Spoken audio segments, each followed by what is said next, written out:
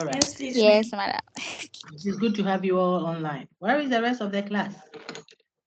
Are they joining or people are Yeah, but lost? I can now join. They are joining. Okay. We will take questions whilst we wait for them. I think I sent a notice earlier to remind you some days ago. I sent prompts on your various platforms, and then I had already informed the class also. When we work this way, I think it will be helpful. You will still have the in-person time with me, but you would also have recorded, content that you can always refer to if it becomes necessary. So this is how we are going to go for the rest of the topics.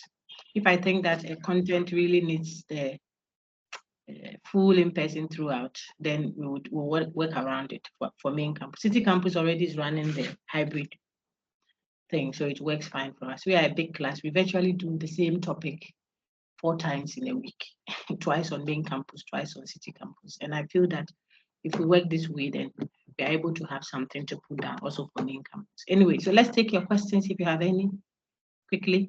You just raise your hand if you have questions from previous discussions we've had so far in the course philosophical questions.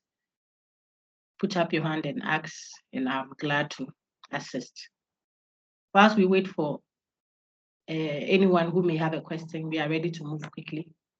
We are discussing something else now, a philosophical question that is no longer a metaphysical one. We have done a lot of metaphysics. After the introductory session, we've done the cave with Plato, and then we saw Ortega's paper last week, which was looking at the question of the nature of man. Ortega says that man has no nature. That is, if we wanted to define nature as a fixed or changing essence that makes man what he or she is. Okay, so we went through that, and the practical applications were there. Whenever we finish with the theoretical bit, the philosophy in it, as in the reflection, the principle, the doctrine, the proposal the person is making philosophically, we try to now actualize it and make it applicable to everyday life. And so you should always see how we shift from one to the other so that you don't take the application of it to be what the person was saying. The person has a theory or a view or an argument he's making. When we go through that, we understand it, then we later on apply it to everyday life. Okay, so let's have people who would want to read for us quickly. We are now going to do ethics, which is a branch of philosophy. The questions we are going to engage, I think this week and possibly next week, will be on ethics, the question of the right, the good, the question of how we should live, stuff like that. Okay, and they are all very accessible. So I hope that we have some good time together. Blessing Mante, please go ahead. So on the screen you have ethics, and then we'll focus on medical ethics.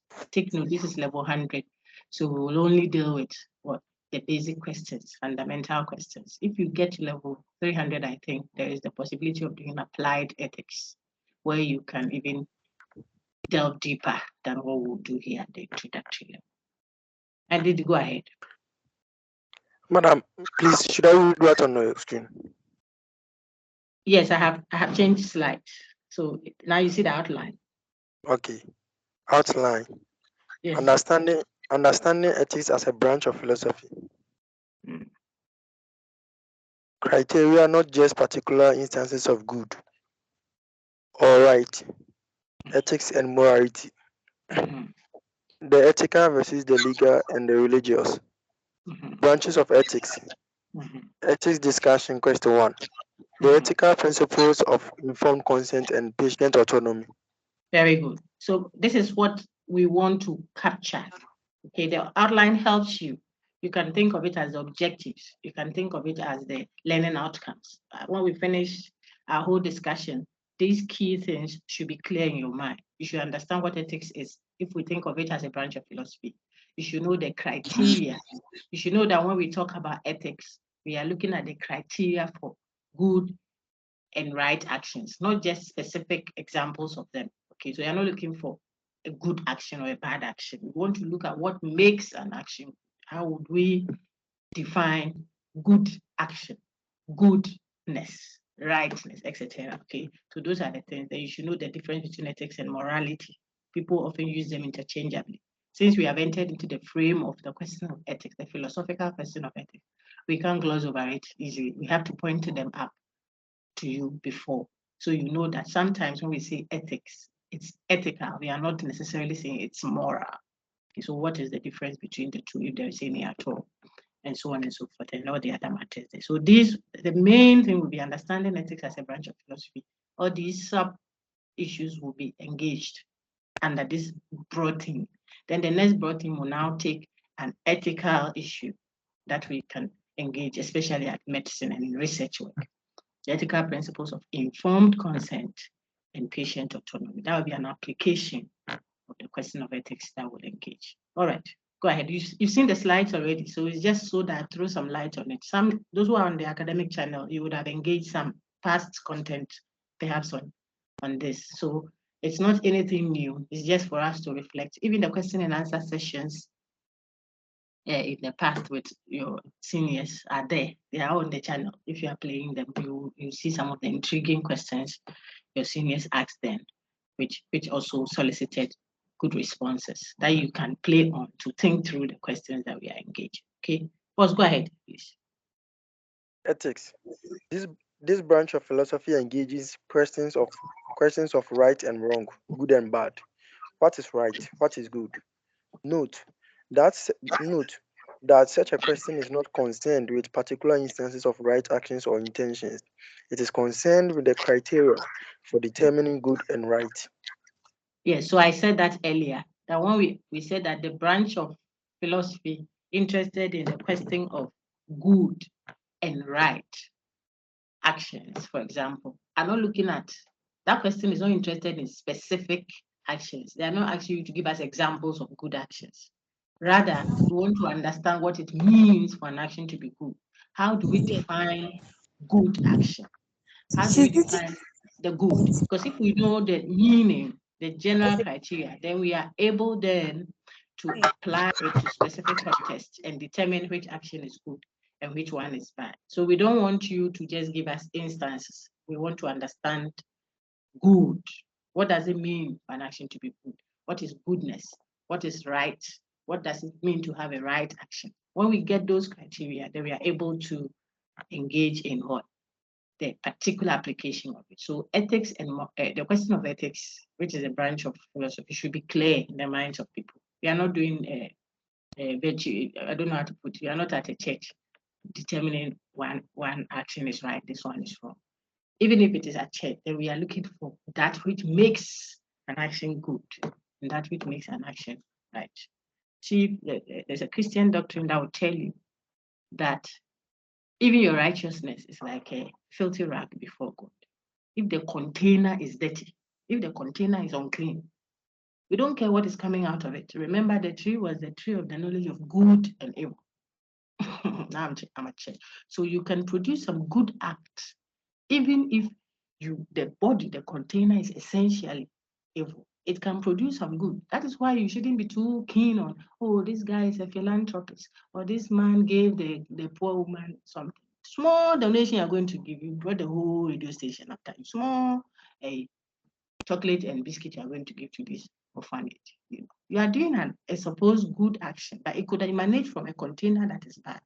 In other words, if you were doing church, and I'm using that to help you see, that is the criteria we are looking for, not necessarily the specific actions you are engaged in, because even bad guys can do good things. So what then makes an action good? If you get these aspects of the question, then you will see why some people may be Kantian, some people or deontologists, and others may be consequentialists. These are questions ahead that we will engage. You may see why some will say you measure the goodness of an action or the rightness of an action by its consequences, not the rule and the line. Others will say, no, it has to be the rule. Some says, well, if it served your ego, then you really didn't do anything good. Others will say, no. Egoism is okay and stuff like that. Okay, so get the concept of the question of ethics, what we are looking at, and it will help you. Also, now show us the difference between ethics and morality quickly. Ethics and morality. Okay, I see a hand up. It's Mante. Mante Blessing, you are the one reading, right? Yes, madam. Okay, please. So there is no question. Go ahead, sir. Ethics and morality. The terms ethics and morality have been used interchangeably since they both relate to the question of rightness and wrongness of actions, conducts, and intentions. But whereas ethics is mainly used to connote principles of right and wrong, not necessarily restricted to a specific context, morality is often associated with prescriptions of right and wrong behavior for specific contexts such as religious and cultural. Jechi 2004. Good. So sometimes when we use the word ethics, we are just mainly looking at the generality of it, the general principle, like I've already said, not necessarily to a specific context, because some things are right here in Ghana. They might not be accepted as right elsewhere. I mean, the young guy can say, hey, daddy, stop behaving stupid, daddy, with his left hand, wearing his cap and his earphone is on. And daddy doesn't get offended. You can't do that in front of traditional kings here or chiefs. Go and stand there, you are using your left hand, left, right, center. No, it will not be acceptable here. So morality, this is Fabi Jachi's view, oftentimes is restricted to the specific content. There are places when you eat cat meat, you can be jailed because cat is considered almost, a brother. And you have cut your brother. Some people, how they even do the cat meat and cry out, how they kill it. So painful, But it's a delicacy at other places. So morality, according to Kwame Jachi, has some local coloration to it. So what is considered right or wrong relative to a certain group, is what is considered the morality, the moral view, the moral frame of those people. Whilst ethics is suggestive of what universality, what the underlying principle that oftentimes should cut across, cultures and religions and beliefs. Okay. All right. Please go on, sir. These are all easily accessible, so I don't want us to dwell too much on it. Go ahead. Is what is ethical necessarily legal or religious and vice versa? What is If ethical? you have read it, sorry, sir, I will interrupt you now. If anybody has read this, tell me. Suppose I ask this in an exam. Would you consider an ethical issue as necessarily a legal one, or that which is ethical to be necessarily legal? Why or why not? Say for 4 marks. So that I asked you to use an example. You see, that is how I want you to read. Certain issues are ethical, but they are not legal necessarily, okay? And others are legal and not ethical. I mean, if you could kill in self-defense, we may accept that. I don't know if I put that in the slide. Okay, so let's see. If the person was going to rape you and whilst you were trying to get him off yourself, the CCTV cameras are there. So that you were doing it, so he did boom, and then not knowing it hit him at the wrong place of his head, and he falls down, he's dead. Perhaps the law may let you go. Say, well, someone has died, yes, but it was in self-defense, so legal, but ethically, is it okay to kill? Perhaps we say no. So certain acts may be legal but not ethical. Legally acceptable but not ethically acceptable. That's the point. You should be able to work that out nicely if you are asked. Okay. And so we referred to hiding Jews in Germany during the World War II. That was considered illegal, against the law, but it was ethical because the Jews were being killed for just being Jews, I'm told. Okay. That would raise ethical issues because of your genealogy or ancestry or where you are supposedly coming from. Just because of that. Who keeps on muting? Please keep the thing muted, I beg you, so that we don't have issues. Okay. Because of where you come from, you are subjected to inhumane action. So if someone had hidden you then, when the law says expose them, the person would have gone against the law. So that would be illegal, and yet it would have been ethical. Okay, if you give to charity, perhaps it's legal and ethical, and so on and so forth. So I want you to have those because you answer questions on that. When we look at the next slide, we looked at the ethical versus the religious. The ethical versus the religious. And we notice that you can have some religious practices, some actions, some religious act being considered what? Human. and ethical, and yet we may have religious issues, we may have legal issues with it. While sometimes it might be what? Illegal, that is against the law, and yet accepted within a religious practice, So all these are just for you to see that. Don't think that whenever we raise an ethical issue, then it means that it is also legal. We can have it being ethical and not being legal. We have it being ethical, not being religious, and vice versa for all those instances. So honesty in dealings with others is both ethical and religious. But sometimes some actions and behaviors are religious but unethical. Okay, any questions so far? Let me take questions if there are any. I don't see a hand up yet. It's only Mante's hand I see. Any questions, please? Yes, madam. Yes, madam. There's a Go difference ahead. between ethical and religious. For example, like someone may use a goat or a sheep for sacrifice for God, which is right, for the religious, for people who are religious. But it is not right to kill the goat, because we are killing the goat. You are causing hate in the goat. Yeah. Okay. And so on and so forth. So I want everyone to have a creative mind. Think through it with these examples we have given you and have them there, because you will be asked to respond to that. I think I will put that in your questions so that you are able to answer. Why? So we move on quickly. The branches of ethics. Do we have anyone else who wants to read, or Blessing goes ahead and reads because he's ready to? Blessing, read. If you want to read, keep your hand up so that Blessing, I will call you next. Meta ethics. Say. The branches of ethics quickly. Branches of ethics. Meta-ethics, a branch of philosophy concerned with the foundations of ethics, and especially with the definition of ethical terms and the nature of moral discourse. So if you remember, thank you, sir. So if you remember our approaches to doing philosophy, what are the two approaches to doing philosophy? Open answer. You can all unmute and answer.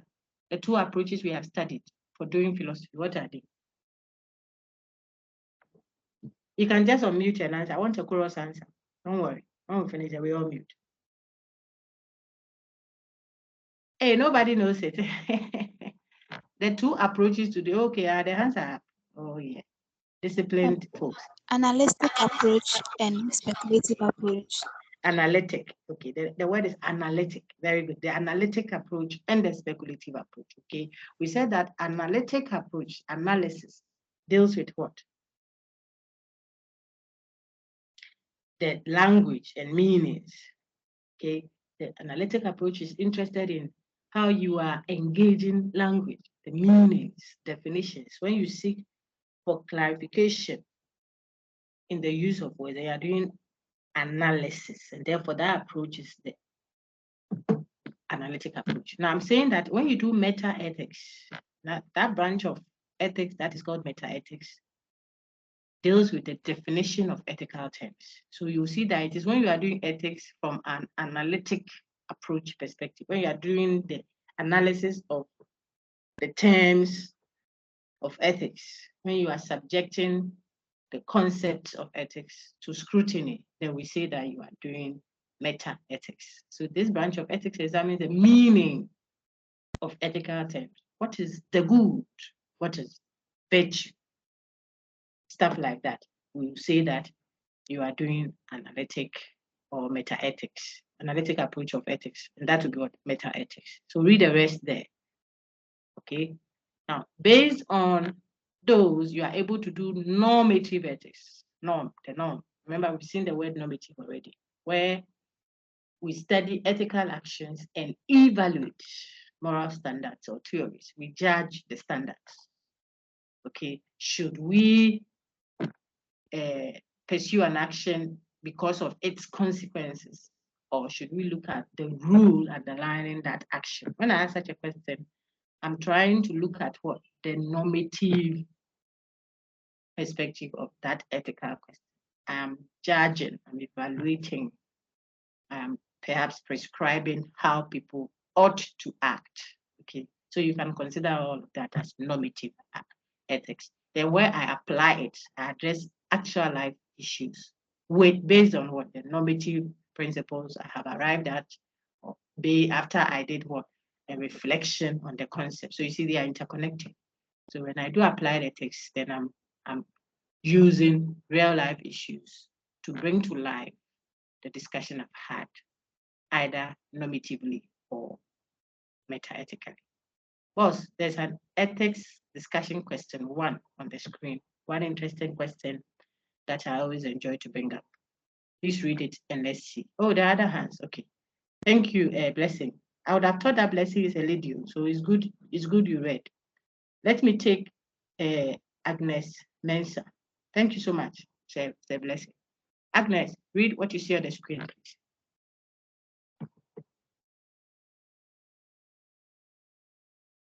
Yeah, Agi, the queue is long.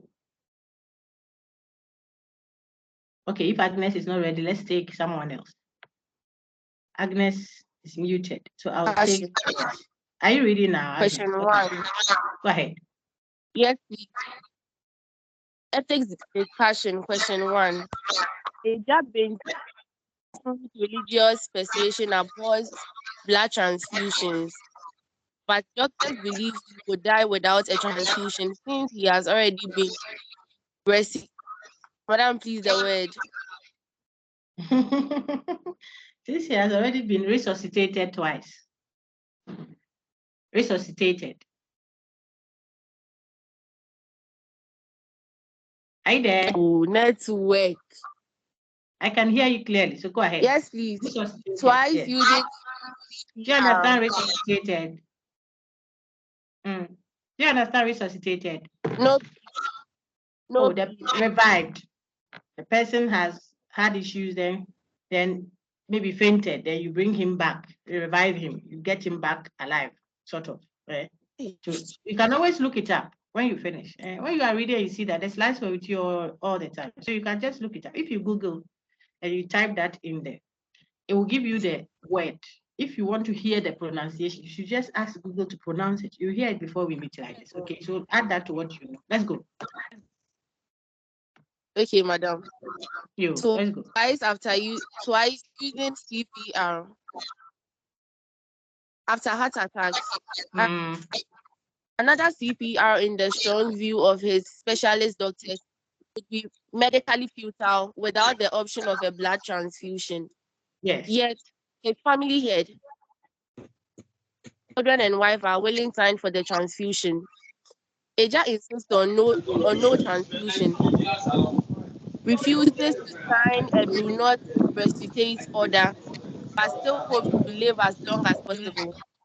The doctor brings the issue to the medical ethics committee, which you heard, for deliberation and a decision. What will be your decision to resolve this ethical dilemma? Will you favor patient autonomy over the principle of non-maleficence? Would you admit the family decision, which is opposed to the decision of the patient himself, in the name of ensuring beneficence? Why? Very good. So some key words that we will look at are what? Patient autonomy. Some of them you don't need to think deeply about it. When you get to higher levels, you can scrutinize the word autonomy, and stuff like that. But some are very accessible. So patient autonomy. Why is it that my friends keep unmuting? Yeah, I just muted all. Oh. Don't do that too. When you do that, there you won't benefit. Patient autonomy. Beneficence. Non-malfeasance. Some say non-maleficence. So, please sit down. I'm teaching. So, my dear friend, which one will you give priority to and why? Let's ask the class. The man doesn't take blood transfusion. His religious persuasion does not permit that. It's abhors it. He has come to your hospital. He says he will not take the blood. If you don't give him the blood, he's dying on you. You are a professional, an expert. You know that should not be done. Okay, so you can help him, but he doesn't take blood. He's there and the family says, look, give him the blood. You are the head of the ethical committee. What will you do? That's all. That's all I'm asking you to do. Let me get your preliminary comments before we engage the content proper. Okay. So if you have something to say, keep your hand up. Now, let me call you. Ayoko Pell, go ahead. Madam, I feel like if the family agrees with the transfusion of the blood and then doctor wants to, then they can just go ahead and then give the patient the blood without him even knowing or something like that. What happens to the patient's autonomy? That's the question. The patient is autonomous. What if the family people wants him to? They want to give him blood. He says he doesn't like it because his faith is against it. But if they don't give it to him, so he will die. But if he dies, are you the one dying? Ayoko.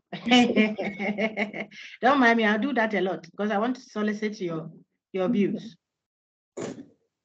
Do you understand? So I'll play the devil's advocate.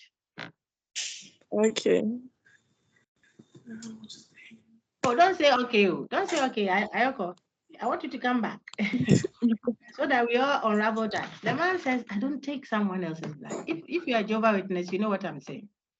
Maybe the person belongs to a certain group. As soon as he takes someone else's blood, it is like you have killed him. He's dead. He's not the one living again. Someone else is living inside him.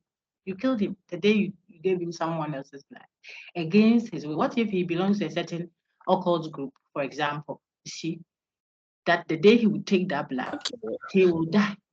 So he tells you, my faith doesn't permit that. Don't give me someone else's blood. That is what he says. And you say, no, but he's dying. So you want to give him that. Yes. You see? So in your bid to save him, you would have killed him because you don't know what he has gone to commit to somewhere. All right, let's get other person's views. It doesn't mean we have solved it all. What we are looking at is why it is important to engage what? The patient and ensure that there is non-maleficence, and at the same time, you ensure beneficence. These are technical ways we'll engage. But I got Ayoko's feedback. Let me hear from someone else on what you would do if you found yourself as the head of the ethics committee and you were supposed to address this concern. What would you do? I want to hear someone else.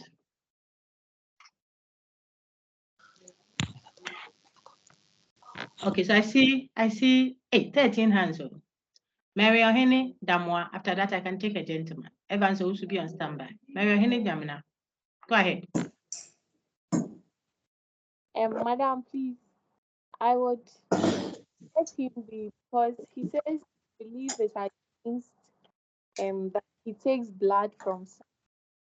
So maybe he believes that when he dies and without taking the blood from the person, he would make it out maybe heaven or something. So we would leave him to that. You will give him the blood. No. What would you do? Madam, we'll leave him because he said he doesn't want blood. But he has come to your hospital. So see me play the devil's advocate now. If you don't want blood, then stay in your house and die quietly. But you've come to my institution and you put my expertise. Go ahead. Madam, we'll discharge him so that he goes home since he doesn't want the blood. But you're a medical doctor, and Hadra. When someone comes and they are sick, you have signed an oath to ensure that you make people feel well. Oh, so are you conscious pilot? You see what I'm doing? When you stand here, I'll go and stand with the other people the next minute. You are doing like conscious pilot. You have washed your hands at this one, you know nothing about it. So the person should go home and die. Is that how you are? Mary, I'm listening. No, about what? Madam, I would save him. I'll discharge him. Auntie, I can't hear you. Auntie. Yes, Go ahead now. Madam, as a doctor, if he was in the hospital, I would save him by giving the blood from someone. But since his the same doesn't take it from inside, so remember that you are the head of the ethics committee. A big consultant, they pay you dollars, big money every month. Maybe you are even in Ghana. But when the World Health Organization folks call you that we have such an issue, we want you to advise because you are the head of the ethics committee, taking big money. This is what we are faced with. What should we do? Because the man is dying. He doesn't want to take it. And it's because of a religious issue. Okay? So you have to tell us what we should do. And I'm asking, what will you do? I want to be clear, Mary, for the last time, okay? Maybe I'm not hearing you. So what would you do? Madam, yes, Auntie. give the drug to him whilst he doesn't know. He's not aware we are giving the So you go against the patient's autonomy. You impose on the patient. Is that what you are saying? Okay, thank you. Don't worry, don't mind me. I'll keep doing that. For us to see the tension there, it's an ethical issue. The reason why it's a philosophical issue is it doesn't have a straightforward answer. We have to argue out a position. Which means you have to give reasons why we would have gone left or right and show why we wouldn't go right or left. And it doesn't have a yes or no answer. That's why it's philosophy. It's an ethical issue. Okay, thank you very much. I want to take one more feedback. Then we'll go straight to the slides itself, the content on that. Let me take, I said I'll take Evans. Evans first, please. Evans, let's take Evans. Go ahead, Evans. There are 20 hands up, so I beg you, when I won't cross, I'll tell everyone. Okay, Evans, go ahead. Oh dear, Evans. Is Evans there? If Evans is not there, then we'll take Theophilus Tete, another gentleman. Hello, Doc. Hello, Theophilus. Go ahead. Let's take Theophilus. As the ethical head, Madam, I would want to convince both parties to agree on taking the blood. The man is in a coma lying there. The man is lying there. He told you, he has written it down. Don't give me blood. I don't take it. I don't take someone else's blood. So we're hoping that we can take care of him without giving him any blood from someone else. Then we get into a complication. We have already given him 3 CPR. The next one will kill him, from what we know. If we keep electrifying him like that, on his chest, the next one, he might not even survive. We just need to give him blood so that we can continue with the heart surgery or something. It cannot be solved. Hey, brother, you made me laugh my heart out. You say it cannot be solved. Oh, will you do a consultant? You see why they pay people who think big money? Big money, pa. Apologies to anyone who does a lot of energy work. But I tell you, thinking. You see, the brother say it cannot be solved. Charlie, she do ever. Let me take Evans now. Evans Kiba. Thank you, Theophilus. Let's take Evans, then we'll now go through the slides. Why we are beating ourselves up like this is because of the demands that ethically are made of us. Okay, what is the right thing to do? What is the good thing to do? And why do you say so? It's an ethical issue in applied ethics. Okay, we are applying the issue now. Evans, please respond now. Okay, I think you have a little network issue, so we'll be patient with you so that you come on. Evans.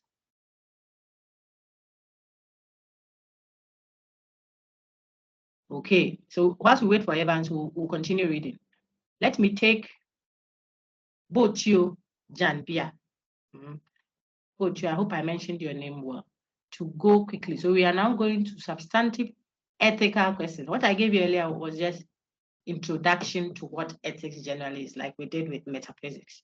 Now I want to go into a specific ethical discussion, and the frame is what? Medicine. Maybe we'll do some business ethics also later. If there's time, I will chip in some law ethical question in the frame of law. So you see why the question is relevant. Evans, are you on now, please? I don't want to shut you up. You came back. Okay, so let's take our friend. Go ahead, please. Read what you see. Informed consent, autonomy, and ethics.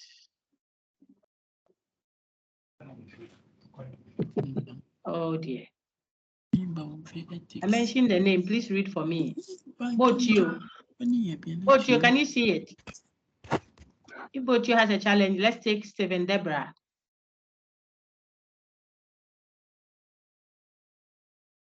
Stephen Deborah, right there. Yeah, Doc, this is Archibald. I'm joining the class with Go please. ahead. Archibald, read. Yeah, if I were to be the one, I'll still give the blood because if you don't need blood, you don't need to come to hospital. You will still give him the blood? Yes. Okay, why? Because if you don't need blood, then you don't have to come to the hospital. Okay, but when he came, he has told you that don't give him blood.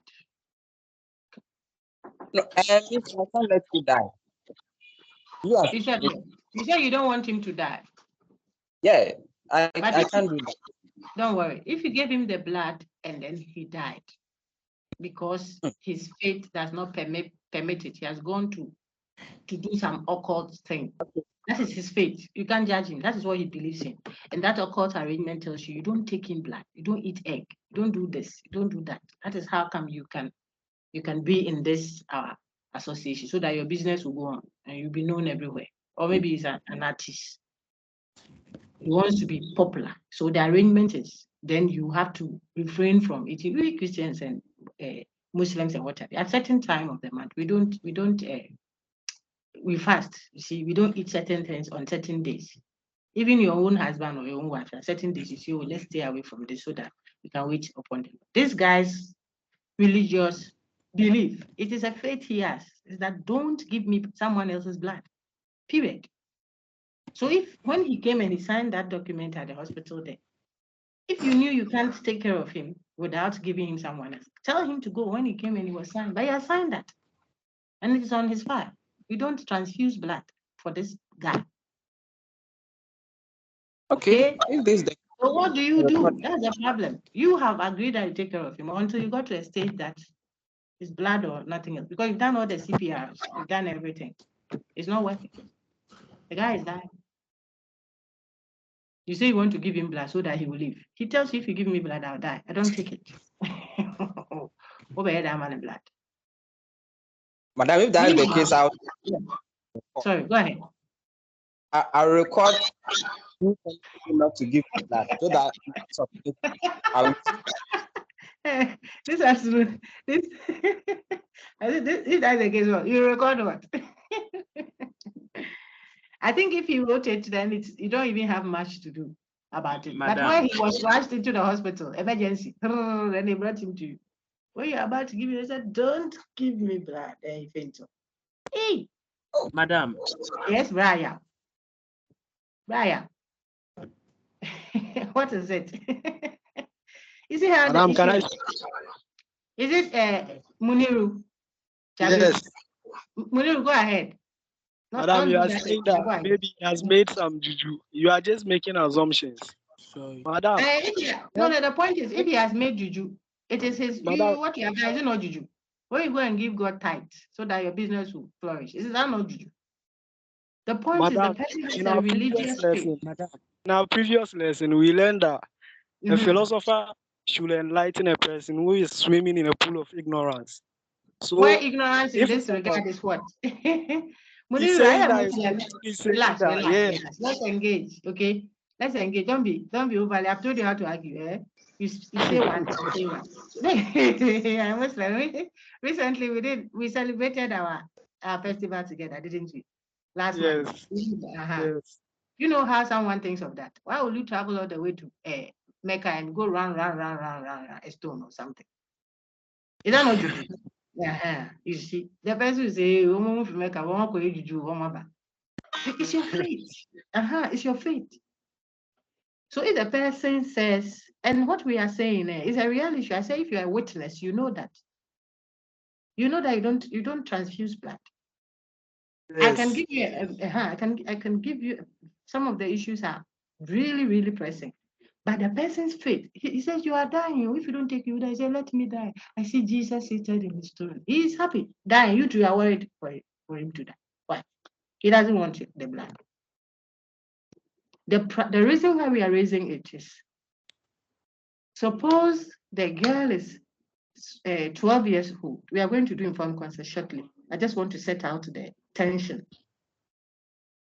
She is not the one making the decision because she's not old enough to make that decision. It has to be made on her behalf. Maybe she's even 16 years, but the matured adult age is maybe 18 years. So someone has to do it. A surrogate how do you even say, has to make that decision for her. Those ones are even the ones that have issues. So what is the tension that we have just showed you, Muniru and everyone? We just try to show you that there comes a time, look at the slide now, informed consent, autonomy, and ethics.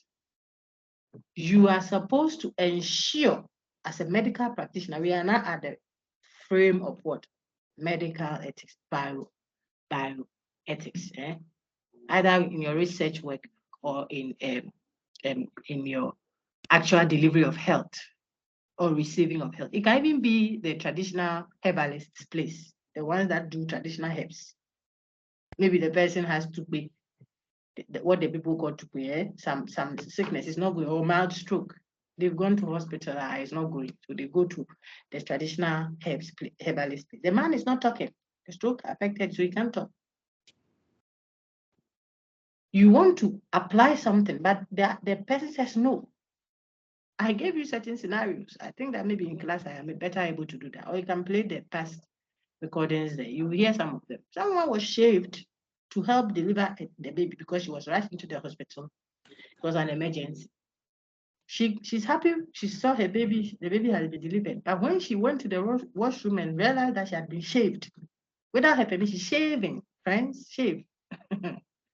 The trouble at the hospital there, because that hair that was bushy like that is symbolic of what? Her authority in the sect that she belongs to. You don't shave her like that without her permission. Shaving, really? Yes. Every mountain has become a valley, everybody. The sister is in trouble. She is angry. The point I'm making is when it is an emergency, then sometimes the institution is immune, or whoever did that can make a case. But where the person comes into your pharmacy shop, like I told your friends about it, coming to buy medicine, then the person is convulsing. He falls down in the shop there and his head is hitting stuff. And you want to help him and administer help, and then the attendant says, don't touch him. Attendant says, don't touch him. This man, when he is in that state, he doesn't want to be touched. But the guy is hitting his head against glasses and stuff like that. He says, don't touch me. Don't touch him. He doesn't want to be touched when he's convulsing. What do? He said, whatever he destroys here, he'll pay it. Don't worry. When he settles down, he'll pay it. You say, no, we are going to force and make sure that he's well. What if the person saying don't touch him is really the one that wants the man to die? That's the problem. Maybe he wants the man to die because the man has willed everything to him. He's the overseer, the nephew. So he says, my uncle says when he's going through this, nobody should touch him. If you listen to him, you could be killing the man. If you don't listen, you could be killing the man. If you also go ahead and do what he says, you shouldn't do. You may be going against what will help him. You don't choose what is better for them. All right. So if you got it, then that is the kind of scenario we are trying to draw attention to. And it is not always as straightforward and easy as I have presented it. In fact, sometimes the person is so drunk. I gave so many such scenarios because that class was a very active class, the class that I engaged this question with, I think last year or last 2 years. You may want to check on the academic channel. It was such an active class, different perspectives, actual life situations. So we really did different questions that were useful. Please attend to him. Listen to what it is, if I can help it. Please speak to him, okay? If it's something that I'm recording, so we can't talk here. My dear friends, so all that I'm saying is if you know what, please step out and talk there. I'm recording. Informed consent, autonomy, and ethics. Then you will see what the tension is. We are dealing with, first of all, patient autonomy. Then the principle of beneficence, and then that of maleficence. Then we will show you an ethical dilemma. We can be in dilemma, meaning the difficulty to make a decision. And then a proposed response that we find in Ajay and Miles's paper.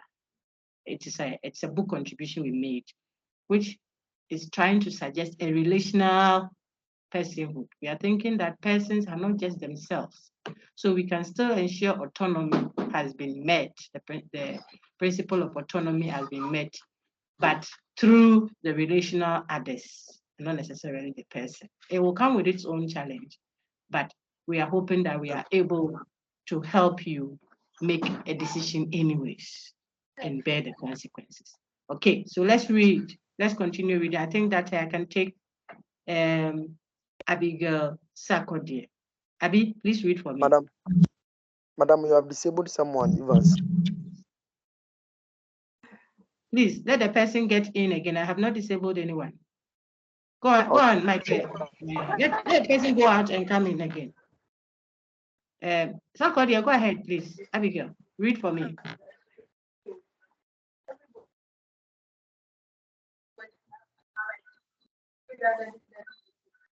In contemporary medical care, the idea of informed consent by mentally competent patients or their chosen legal representative is Abigail, I want to considered mute everyone again. Then you read. I don't know why folks are keeping their thing on. Oh, everybody's muted again. Abigail, now unmute. And let's see if the noise is from your end. Then I'll ask someone else to read. Please go ahead. Introduction. In contemporary medical care, the idea of informed consent by mentally competent patients or their chosen legal representative is considered a strict and chosen legal representative. It's considered a strict and universal ethical and legal requirement for research involving human beings, sometimes animals, for diagnostic therapy. Madam, please, the word. Why are you asking me? When you see those words, you should look for it. Write it into your Google search engine. Let me tell everyone. Then let it sound it. Google can sound it for you to hear when you are not sure. Therapeutic. Okay. Some say therapeutic. So that you will know it. Then you become enlightened. You see, an enlightened thinker and speaker. And to continue, why? Interventional or social support, especially in the administration of health to patients, illustrate with COVID-19 cutting of the tubes, etc. So there are several examples we can give to show why it is important to seek the consent of the patient, a patient who is mentally competent. And that is a caveat that perhaps can help us sometimes impose. Because the idea of informed consent by a mentally competent patient, it means that perhaps the person is a vegetable and he couldn't make that decision, then we won't be able to obey what he said. If the person was so drunk when they brought him to the hospital, he said, please, your situation is not good. We'll have to take you to the surgery. And he said, you see that and the person is making a decision, but we may think that he is not mentally competent, given the state that he was in. Some people, at the time that you were asking them, they were already afraid. He was so anxious. So he might be okay, he's not drunk, but we think that mentally he's disabled. Suppose the woman just lost the husband, the first son, and the second child, 3 of them, because it was an accident, they were all right. God forbid, because it's a medical situation. We want to give you real, actual life situations, not hypothetical stuff. Okay? So the man is gone, the first son is gone, the second child is also gone. He's left with one child, and she's there. And then they ask, should we quickly do the labs for him, the surgery for him? We have an 80% chance of failure, but 20% chance of survival. Yes, the woman is not sick. She's not the one who is in accident, but she's anxious now. Any decision she makes at that time may not be mentally competent. That That's the sense in which, so at that time, there has to be an assessment to determine whether a person is in a good frame of mind to say yes or no. In other words, to consent to or not to consent to a certain medical procedure that is being administered. So we want all of us, not just the doctor and the nurse, but sometimes you, the attendant, helping grandma, you say you haven't taken your nifidipine, your blood, whatever. You have to eat before you take it. You are bringing the food. Grandma cannot talk. But that day, as you give her the food, she's not collecting it. You want her to eat so that she will take her medicine. Then you can rush and come for philosophical questions or calculus. Yeah? So then you force her to eat. Sometimes, what we are doing, we are not respecting the patient's autonomy. There we go. So the introductory part was to tell you that it has become almost a necessity to avoid this paternalistic approach to delivery of health. You behave like a boss. No one should interfere in what you do because you are the expert. You know it all. There's a problem there if you are always overlooking the consent of the one that you claim you are seeking to give health to. Okay? That's the point I'm trying to draw attention to. Now, when you get all the aspects to the matter, then when you write your own essays, you can write an enriching essay, one that deals with all the concerns. Let me take Vicentia Tiki. Vicentia, please read the next slide. Thank you, my lady. Vicentia, read what is there now, please. After Vicentia, Yakubu Halimatu, be on standby. Oh. Hello, Doc. I can hear you, Vice. Read, please. Understanding informed consent. A process of steps of information by the caregiver and understood by the care seeker, the end product of which is the consent to or rejection by the care seeker of a medication or treatment administered by the caregiver. Note, not just the patient's consent, but her informed consent. I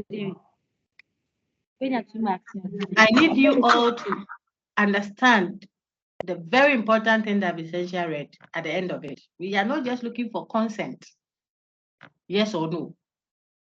So that when the person is now at the labor ward, there's an emergency, they bring a paper to her. This thing you are going to do, you can die. The chances of passing is 50-50. Do you agree or you do not agree? When she's in labor and the pain is so dire, is that the time she's to make a decision? She will say yes, but that is a consent that is not an informed one.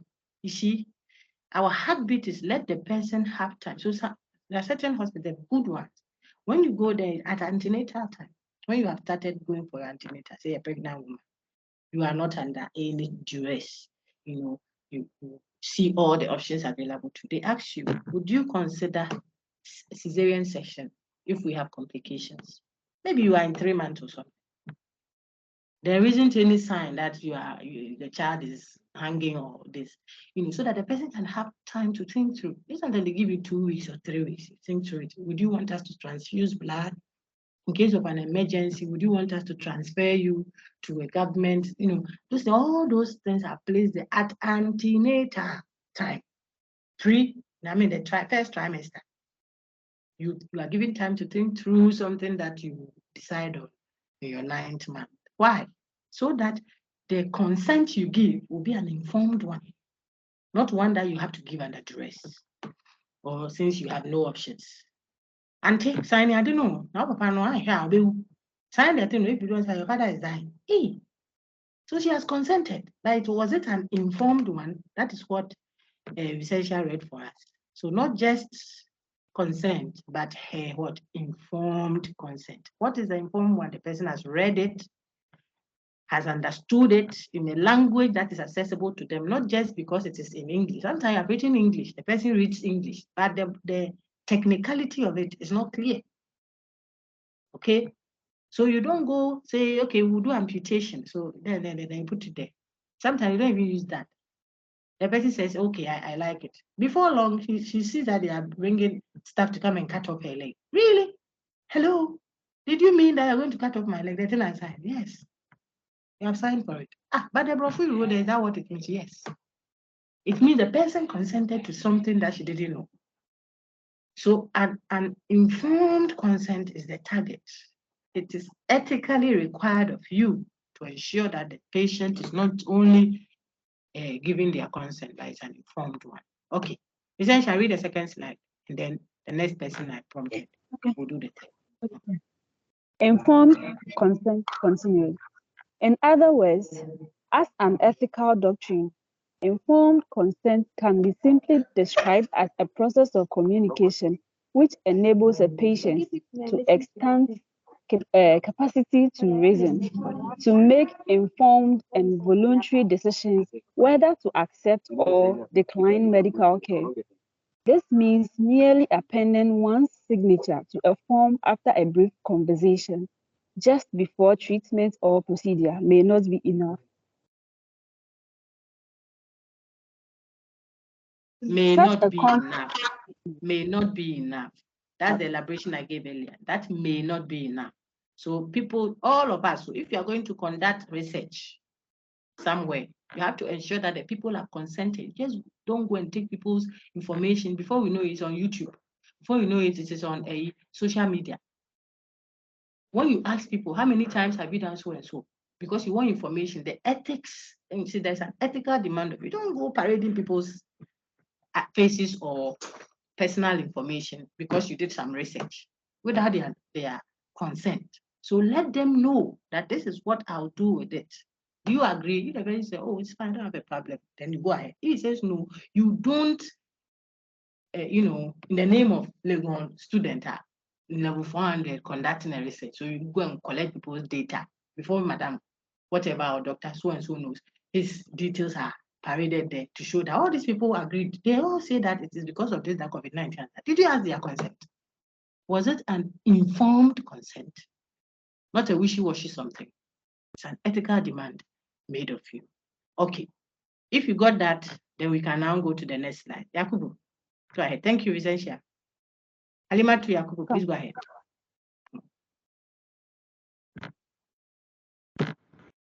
Please read.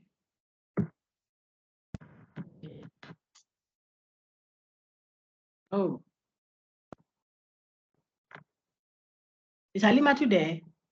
If Halimatu Yakubu is not reading, then we can take Portia. Portia, go ahead. Yeah.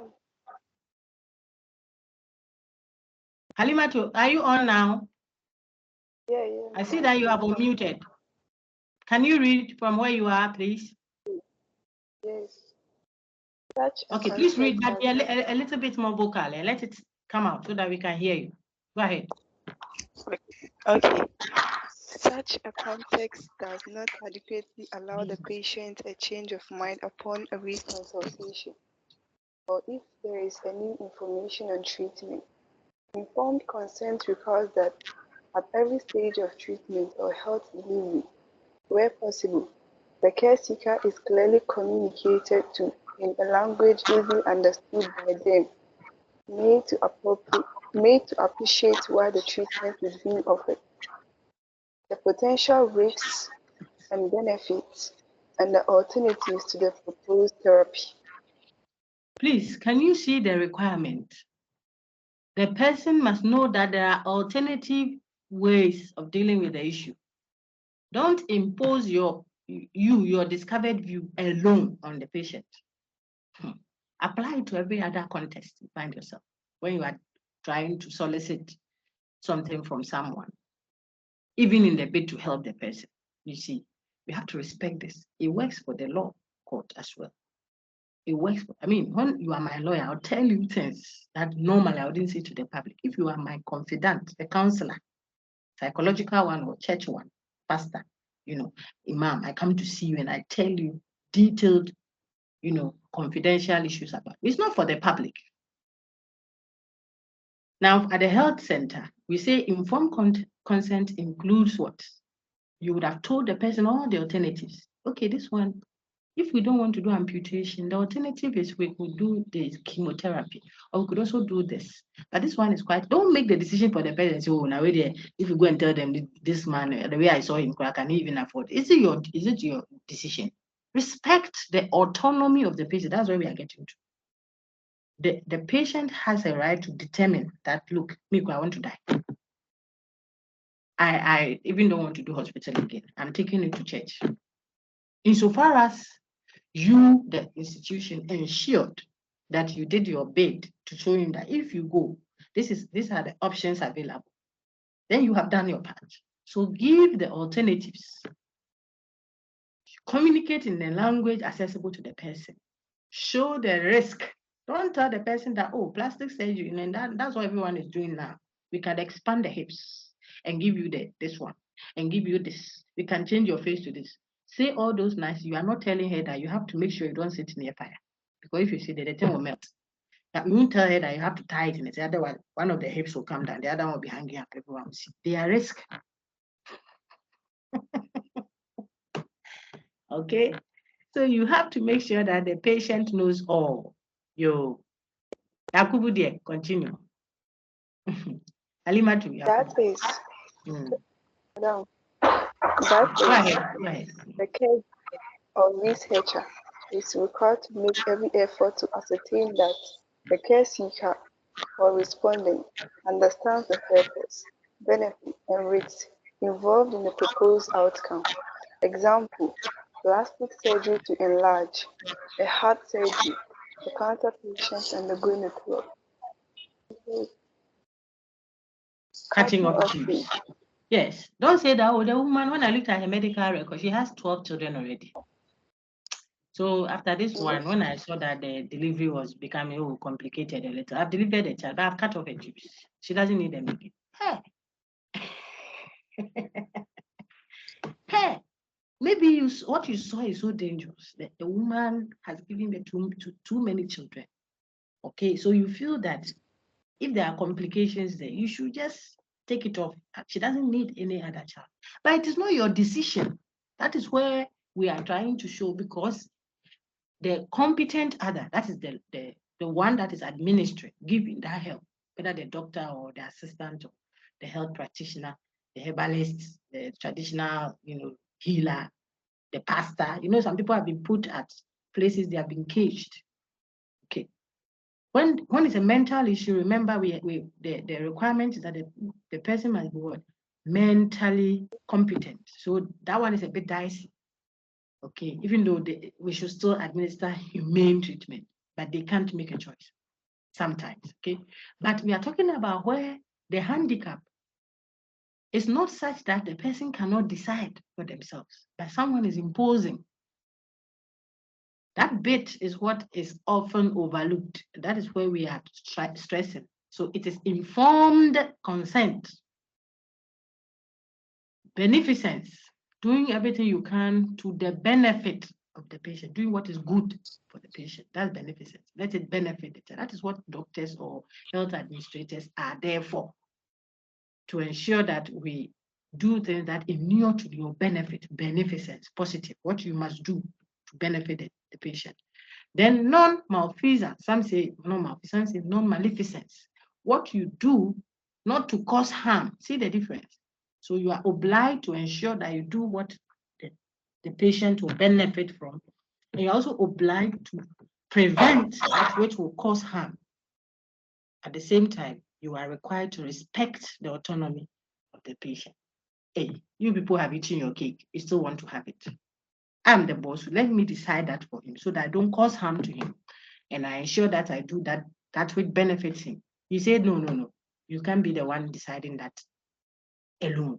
Ensure that you seek the informed consent of the patient. That is why it is a tension. It's a dilemma where there are clashes. And there are always clashes. You see somebody lying at the hospital bed. The doctor is stressed out. He's looking for someone to sign so that we can administer help. They know that if they have 10 minutes, they will be able to save the person. But the person is in a state that he cannot sign. Whoever he has relinquished that entitlement to help him make that decision, he's not there. Maybe the husband or the wife is not there. They're waiting for her. And everyone is stressed out because of the requirement of what? Informed consent, respecting patient autonomy. And I say that if you quickly say, oh, then doc, they have to forget that autonomy thing and administer. What if the doctor has taken bribe? You see that we don't want to think from that angle. What if he has taken bribe from the in-law who is inheriting the man? He says, let him go. Kill him, finish him. Finish him. If he dies, I'll give you 10%. He has houses everywhere. I'm waiting for him to die so I can marry the woman that I have. He has left everything to me. So if you let it become, oh, but the doctor is the one who knows everything, what if his research is not up to that place? That if we went to our traditional herbs, those who know herbs, perhaps they will save the person. Okay, so take note of what is on the screen. The patient must understand, that's the care seeker, the one seeking care must understand the purpose, the benefit, and the risk. Is just what? An over-elaboration. Don't tell the patient that you know what is good for her. She has already given birth to 9 children. So this last child, after this last child, that gives her 9 children. You have cut off the tube because the tubes were very weak. If they were weak, it is in your place to tell her when she has fully recovered and you are ready to discharge her. You see, these are the options. And then, could you consider family planning in any of the methods that you prefer? Because I think that your tubes are not too healthy. Don't say she has 9. I mean, 9. If she has 9, maybe she's looking for 10 so that she'll be the queen mother and have inheritance for her children. She wants Bedujan. Is it your decision? You see.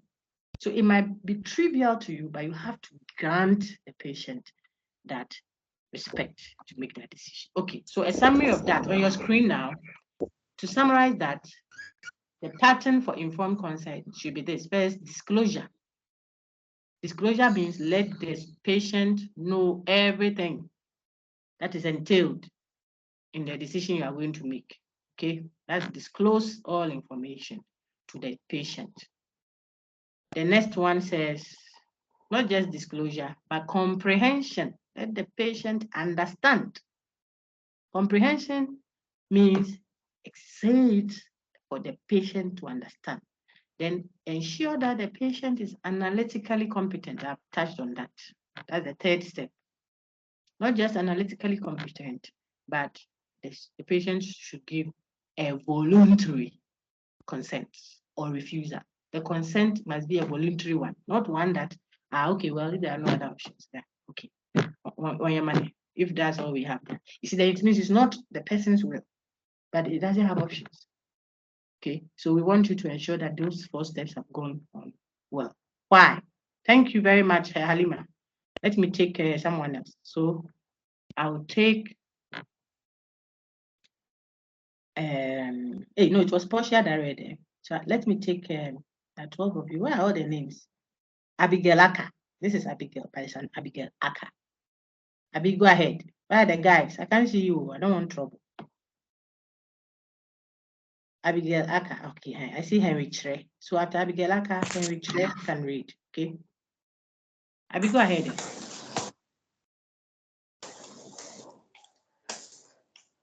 If Abigail is not there, Henry Tre.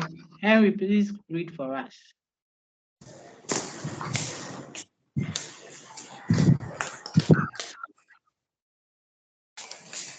Why informed consent? Okay, thank you. Patient autonomy. The requirement of informed consent only underscores respect for the care seeker's right to autonomous decision. To refuse treatment or therapy on religious, cultural, or other grounds because they are competent to choose to do so. It secures the patient's autonomy as a human person against imposition. Observing patient autonomy, freedom, and rights through the affirmation of her right to information and to self-determination underscores the dignity of the human person. The dignity of the human person. If you are making your notes, don't forget the highlights I'm giving you there. The dignity of the human person.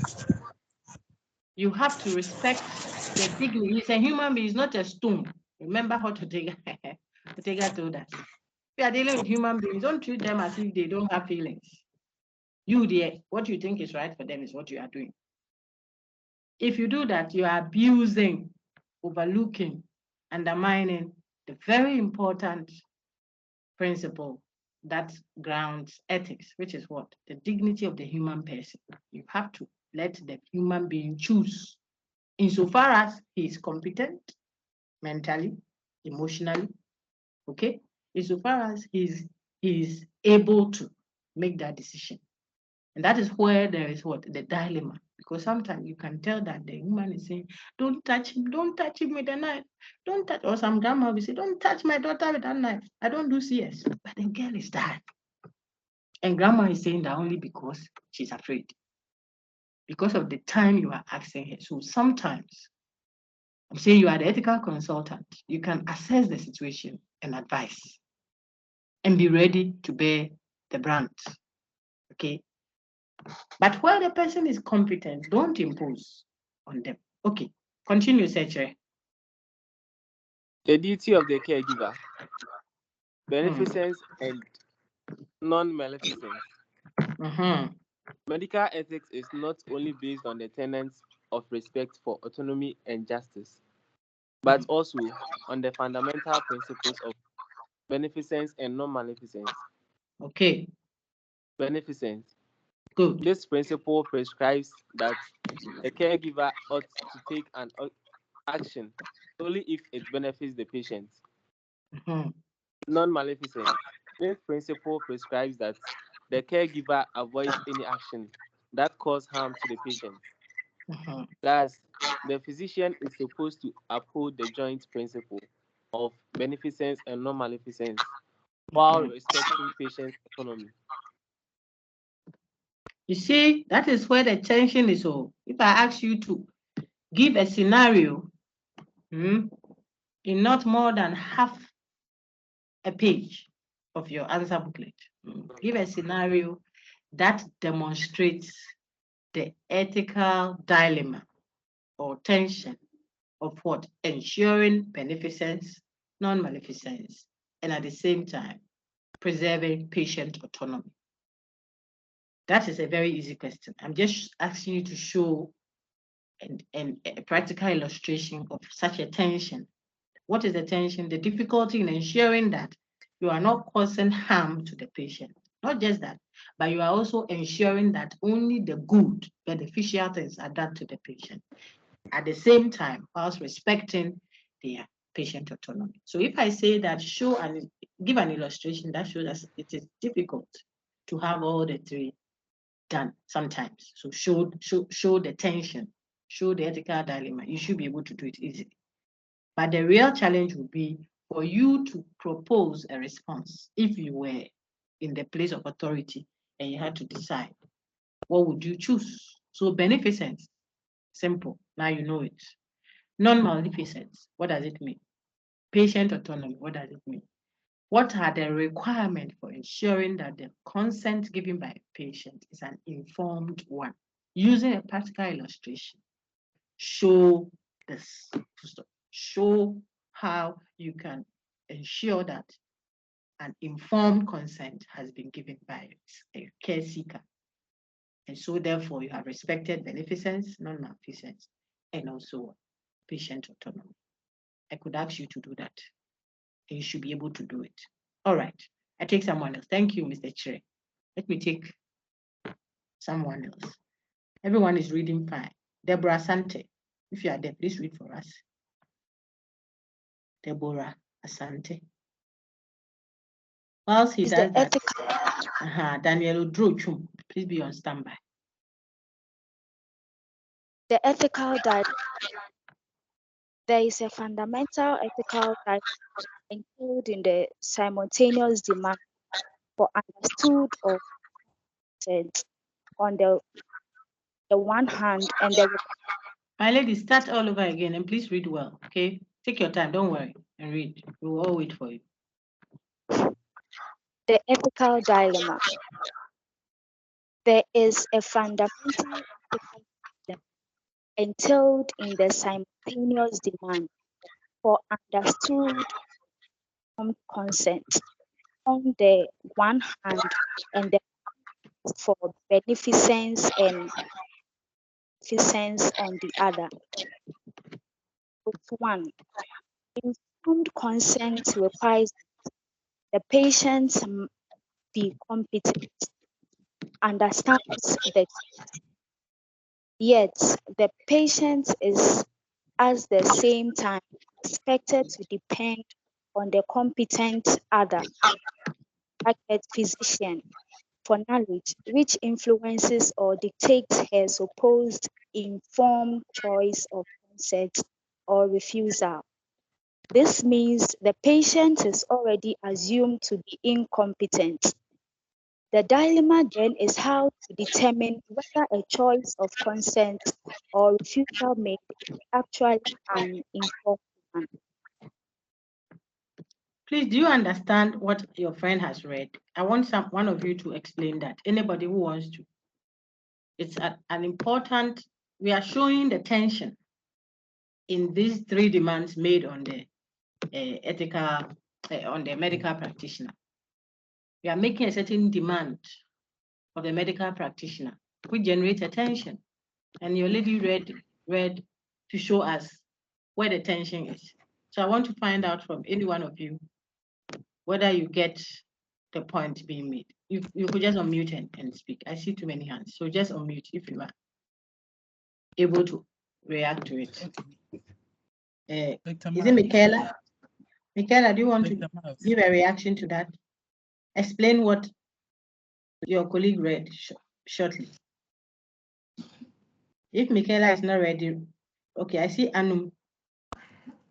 Anum Rogobert, read it. I say read it. Tell us. Yes, sir.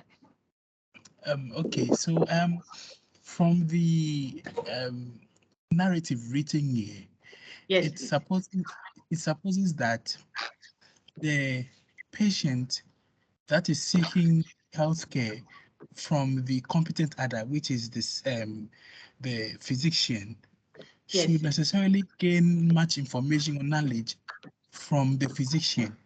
Yes. And so the issue of patient competence is downplayed because excellent. The patient has to. Hey, are you my student or you are not a student?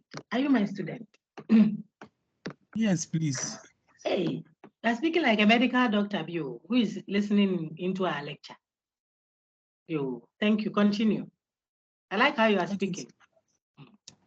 So the patient has to necessarily be informed by the physician on the decision he or she should take, whether or not he should accept or consent to the healthcare he's supposed to receive.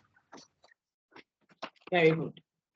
Therefore, so my friends, if you heard Anum very well, then the point is you are insisting that the patient must,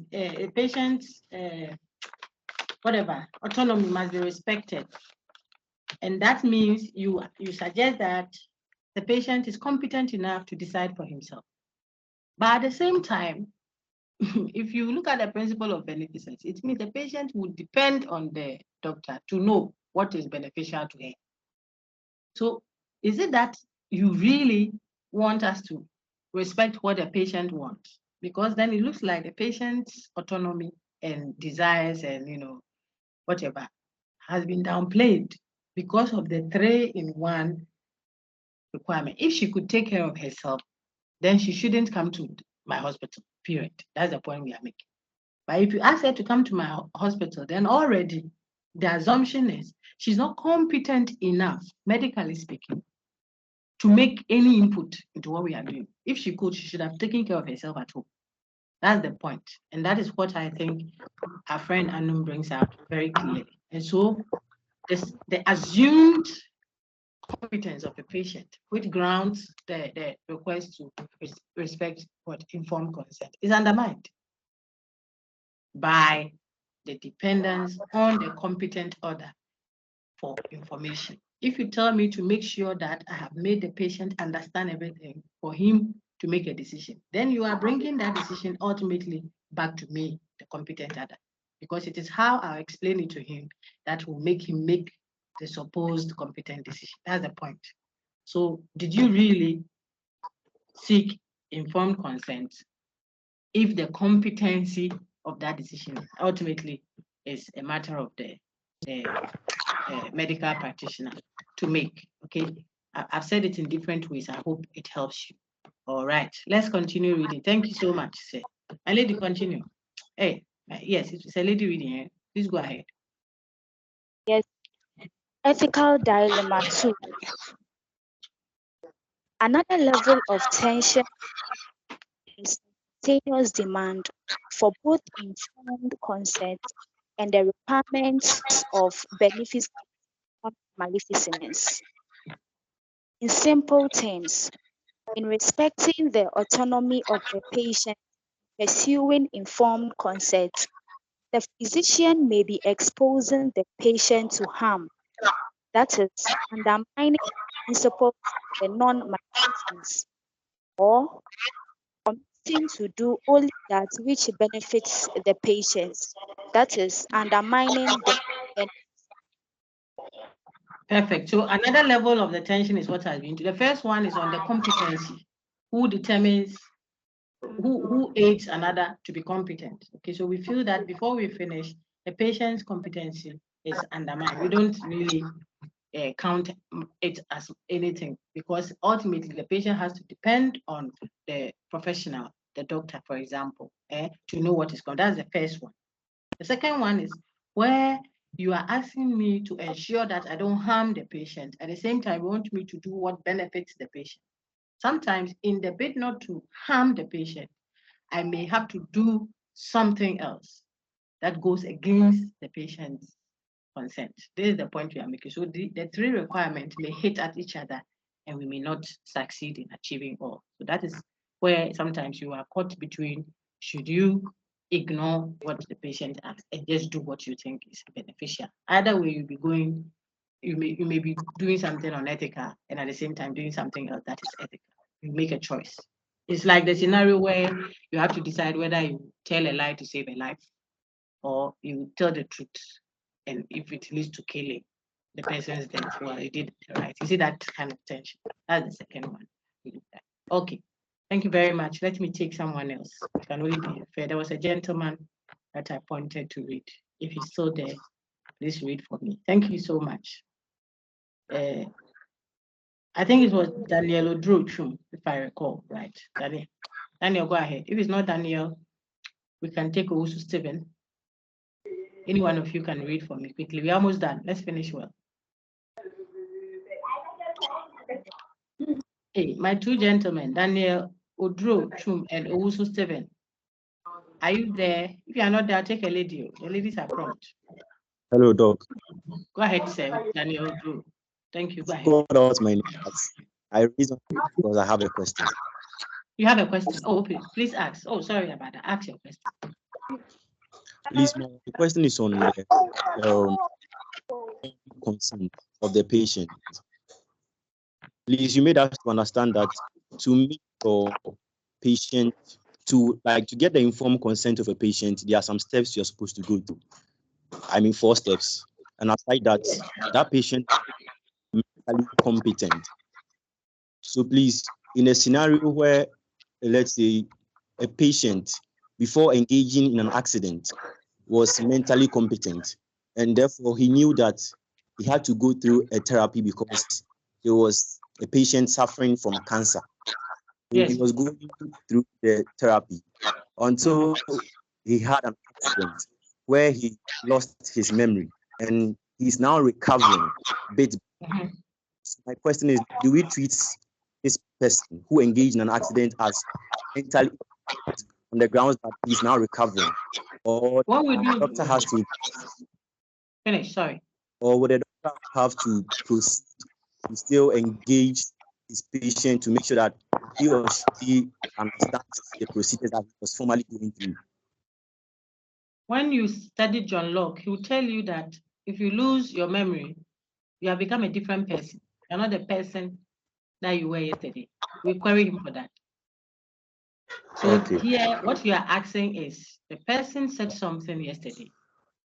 Now he doesn't remember anything. Maybe he has amnesia. He doesn't remember anything. So if you go and hold him to what he said yesterday, he doesn't even remember. This is the problem. It's a different level. If we are able to do personal identity level, I don't know if I included it in your, I can check later. If we don't do it as part of the philosophical questions now, it will be part of the problems of philosophy in level 200 first semester that we'll look at. The question of personal identity. So this is a question bordering on identity. What makes a person who she is? Am I the same person? Because now I have said something earlier before I lost my memory and I'm here. But if it's a health condition, then my memory that I have lost, I don't think should cancel out that, because still the cancerous cells are in my system. They have to be cleared up. Unless after I lost my memory, I've come with a different view than what I had on file. So I say no. If you say I said that earlier, then I don't subscribe to that. I want to do this. Then it is still an option you have given me. So that is the contention. It's bordering on more than just what should be done or what shouldn't be done. It's also on whether the person in front of you is the one that you can correctly say wrote down what was put on file earlier. All right. So think around that. And then when we get to personal identity, you may want to bring up such scenarios there. Okay. For now, we're just looking at the ethics of it, the rightness or wrongness of it. So you may want to say that if she's the same person who wrote it down, that look, if I go into such a scenario, do X, Y, or Z, and then now she's in that scenario, she can make a decision. We can rely on what she said earlier, because we think that even if you lost your memory, you are still the same person. Then we go ahead and reference that. But if you are the type that will say, no, when people lose their memory, your memory is essential to your being. So if you don't remember, then you are not the same person. John Locke says, we are defined and distinguished by what? Okay, later on you will learn it. Okay, there are three things: consciousness, self-consciousness, and memory. So per this rendition of personal identity, the person sitting in front of you is not the one who wrote whatever is on file. And so you have to engage her. If she can't make a decision, you have to make that decision for her. Okay, all right. Thank you. Let's you are welcome, sir. If there's another question, I'll take it. If not, then also Stephen, you may want to read for us now.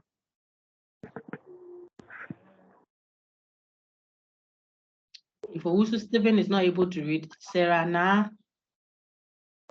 Mele Mate. Sarah, go ahead.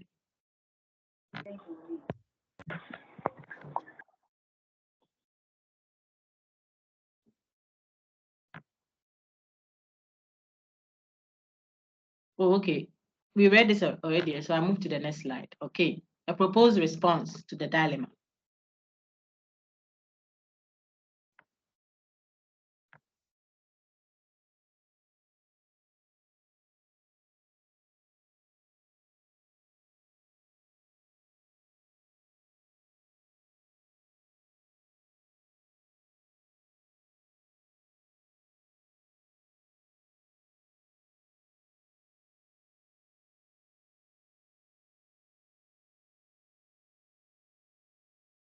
Hey, please, who is reading for me? Right now, can you read for me, please? In their personhood. Okay, whoever is reading, please read now for us. Let's wrap up. In their personhood, autonomy and informed consent.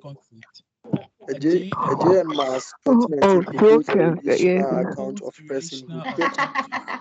Okay, thank you, everyone. Hey, everybody is reading for me now. My friends are many. I want a gentleman to read. There's one gentleman whose voice is a bit more, so let him read for me. Okay, thank you all. Go ahead. In their personhood, autonomy and informed consent.